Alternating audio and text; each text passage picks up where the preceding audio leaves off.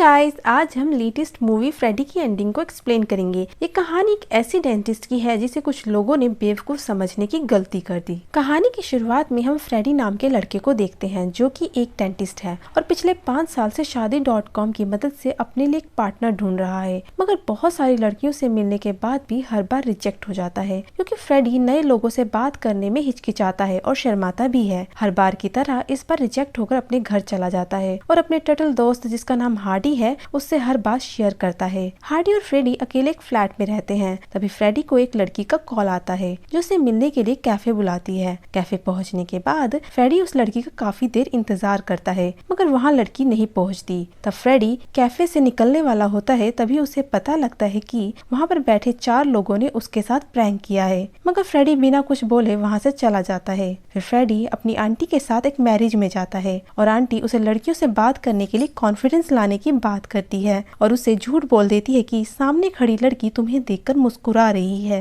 तब फ्रेडी उससे बात करने की कोशिश करता है। तभी उस लड़की का पति वहां पहुंच जाता है जिसका नाम रुस्तम ईरानी है। फिर अपनी पत्नी पर गुस्सा दिखाता है और वह बोलता है कि मौका मिला नहीं, दूसरे मर्द से बात करना चालू कर दिया और फ्रेडी को धक्का देकर अपनी पत्नी को वहाँ से लेकर चला जाता है। मगर फ्रेडी के दिमाग से शादी पर मिली उस लड़की का चेहरा नहीं निकलता। अगले दिन वही लड़की फ्रेडी के क्लिनिक पहुँचती है जो अपना नाम केनाज ईरानी बताती है। असल में वो अपना विस्डम टीथ निकलवाने के लिए वहाँ पहुँचती है, मगर केनाज की नजर उसकी माँ की तस्वीर पर पड़ती है। फिर वो बताती है कि वो फ्रेडी की मदर की फैन थी जिससे इंस्पायर होकर ही उसने सैलो सीखा था। ये सुनकर फ्रेडी बहुत खुश हो जाता है और नेक्स्ट डे उसे एक्सरे कराने के बाद बुलाता है। फ्रेडी धीरे धीरे केनाज के साथ जिंदगी बिताने के सपने देखने लगता है। अगले दिन केनाज का ऑपरेशन से विस्डम टीथ फ्रेडी निकाल देता है और दवाई देते हुए डॉक्टर फ्रेडी केनाज से उसकी एलर्जीज के बारे में पूछते हैं। पता लगता है कि केनाज को लिक्विड डिश वॉशर से एलर्जी है। दवाई लिखने के बाद केनाज अपने घर चली जाती है। फिर फ्रेडी उसकी फाइल से एड्रेस पता करता है और अपनी कार में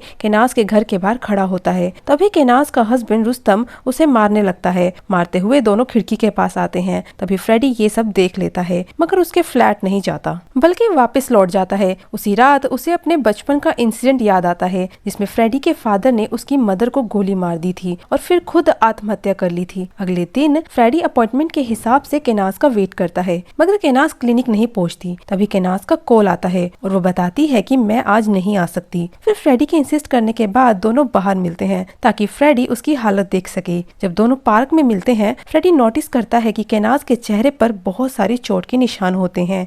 फिर फ्रेडी उसका मूड थोड़ा लाइट करता है और पूछता है कि तुम्हारे हस्बैंड तुम्हें क्यों मारता है। तब केनाज बताती है कि उसको मेरा दोस्तों से मिलना पसंद नहीं। तभी फ्रेडी को पता लगता है कि केनाज का हस्बैंड लाइट ऑफ पर्सिया नाम का रेस्टोरेंट चलाता है। केनाज भी वापस घर चली जाती है। इधर फ्रेडी अपने लिए शॉपिंग करता है ताकि वो केनाज के सामने और अच्छा दिख सके। इसके बाद केनाज और फ्रेडी दोनों मिलने लगते हैं और वक्त के साथ करीब भी आ जाते हैं। एक दिन फ्रेडी केनाज को मूवी दिखाने ले जाता है। वहाँ पर दोनों किस करते हैं, मगर केनाज बीच में मूवी छोड़कर चली जाती है। इधर फ्रेडी केनाज को बहुत कॉल करता है, मगर उसका कोई भी रिस्पॉन्स नहीं मिलता। फिर अगले दिन फ्रेडी केनाज से मिलने सीधा उसके घर जाता है। वहाँ पहुंचकर देखता है कि केनाज के चेहरे पे बहुत सारे मारपीट के निशान होते हैं। फिर फ्रेडी और केनाज दोनों मिलकर रुस्तम को मारने का प्लान बनाते हैं ताकि दोनों साथ में जिंदगी बिता सके। जब रुस्तम सुबह सुबह सैर करने जाता है, तभी फ्रेडी अपनी गाड़ी में उसका पीछा करना शुरू कर देता है और मौका देखकर उसे ठोक देता है। इसी तरह 2-3 बार उसकी बॉडी के ऊपर से गाड़ी ले जाता है ताकि वो मर जाए। इसके बाद फ्रेडी एक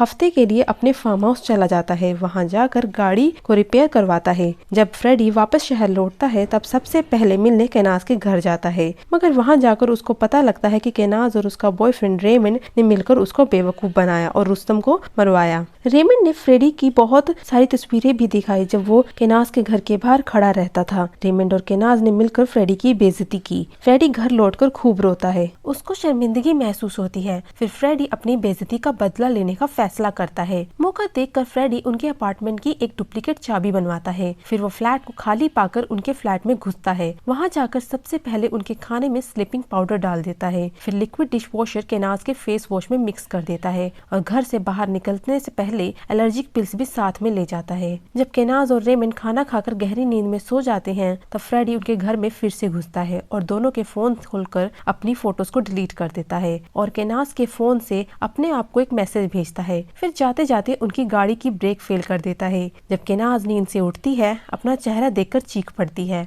मगर वहाँ पर कोई भी एंटी एलर्जिक पिल नहीं होती। इसके लिए दोनों गाड़ी में बैठकर हॉस्पिटल जाते हैं, मगर ब्रेक फेल होने की वजह से दोनों मरते मरते बचते हैं। तभी उन्हें पता चलता है कि उनकी रेस्टोरेंट की एक डिश में छिपकली निकली है, जिस वजह से एक हफ्ते के लिए रेस्टोरेंट बंद रहेगा और इन्वेस्टिगेशन होगी। इस वजह से उनके रेस्टोरेंट की रेपुटेशन मार्केट में खराब हो जाती है। तभी केनाज को पता लगता है कि ये सब फ्रेडी ने किया है और वो लोग सीधा उसके अपार्टमेंट जाते हैं, मगर उनके आने से पहले फ्रेडी पुलिस को कॉल कर देता है। केनाज और रेमंड दोनों फ्रेडी को खूब मारते हैं। तभी पुलिस भी वहाँ पहुँच जाती है। तब केनाज पुलिस को बताती है कि फ्रेडी असल में उसको स्टॉक करता था, इसलिए उसने उसके हस्बैंड को मार डाला। मगर पुलिस सबूत मांगती है, पर केनाज और रेमंड उनके फोन में फ्रेडी की तस्वीर नहीं मिलती, जिस वजह से पुलिस उन पर विश्वास नहीं करती और दोनों को वार्निंग देकर छोड़ देती है। फिर फ्रेडी अपनी आंटी के साथ घूमने जाता है। वहाँ जाकर आंटी बताती है कि असल में फ्रेडी की मदर का अफेयर चल रहा था, इस वजह से उसके फादर ने उसकी मदर को मार डाला और साथ में अपने आप को भी मार लिया। तब केनाज के कहने पर रेमंड फ्रेडी का टर्टल फ्रेंड हार्डी को चुरा लेता है और उसको मार कर उसका सूप बना लेता है। जब फ्रेडी को ये सब पता लगता है तो उसे बहुत दुख होता है, क्योंकि हार्डी उसका इकलौता फ्रेंड था। इसके बाद फ्रेडी प्लान बनाता है और एक भिखारी को पैसे देकर पुलिस स्टेशन भेजता है। वहाँ जाकर वही भिखारी फ्रेडी के कहने पर पुलिस को गाड़ी का नंबर बताता है,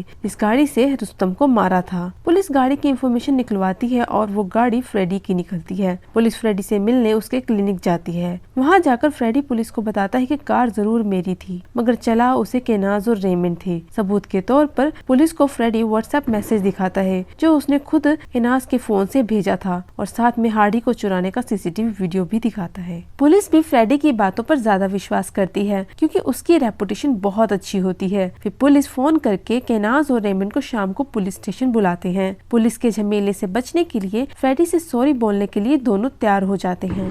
फ्रेडी के कहने पर उसको फार्म हाउस उससे मिलने जाते हैं। फिर फ्रेडी दोनों को अपने फार्म हाउस में वेलकम करता है। फिर मौका देकर दोनों को इलेक्ट्रिक शॉक देकर बेहोश कर देता है। जब दोनों होश में आते हैं, वो खुद को बंधा हुआ पाते हैं। फ्रेडी अपने टूल की मदद से दोनों का मुंह फैला देता है, मगर फ्रेडी केनाज को एक और मौका देता है कि तुम सैलो बजाकर दिखाओ, जैसे तुमने कहा था कि तुम मेरी मदर की फैन हो। मगर केनाज का झूठ पकड़ा जाता है। फिर फ्रेडी रेमंड के 32 के 32 दांत निकाल कर उसको जिंदा गाड़ देता है। फिर केनाज के साथ भी वही करता है, उसके भी 32 के 32 दांत निकाल कर उसको जिंदा गाड़ देता है और उसी जगह पर लेट जाता है, और यहीं पर फिल्म खत्म हो जाती है। आपका एक लाइक और एक सब्सक्राइब हमें बहुत ज्यादा मोटिवेट करता है। अगर आपका कोई सजेशन है हमारे लिए तो आप कमेंट सेक्शन में लिखकर बता सकते हैं। Thank you.